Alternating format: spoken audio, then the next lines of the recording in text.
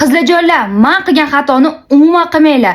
Boshqa brendni tagligini ishlatib, bolajonimni bir kunda narsa toshib ketib, popachasini prям qizartirib pishirib qo'ydim. Men sizlarga hozir to'g'ri taglik tanlashni o'rgatib qo'yaman.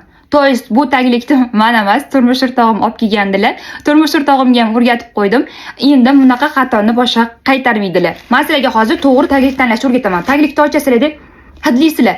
Hidlaganinglarda taglikda hech qanaqa hidlar, losyonlar, atirlar bo'lish kerak emas. Hidsiz taglik bo'lish kerak. Hidi umuman bo'lish kerak emas. Men bu taglikda hidi gupillab kelib turibdi.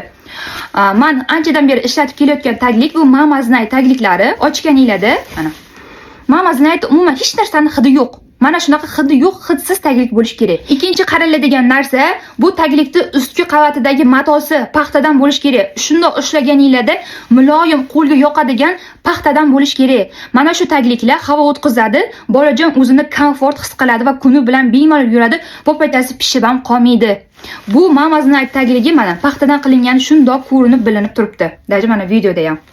Endi bu taglikka o'tamiz. Mana paketdan qilinganmi, endi bu nimadan qilingan bilmayman. Mana o'zi bilsanglar bo'ladi. Bu taglikda umuman havo o'tkazmaydi.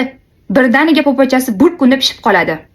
Uchinchisi, agar trusikchali taglik kiydirsanglar, mana bu tarafi yumshoq bo'lish kerak. Qattiq bo'lish kerak emas.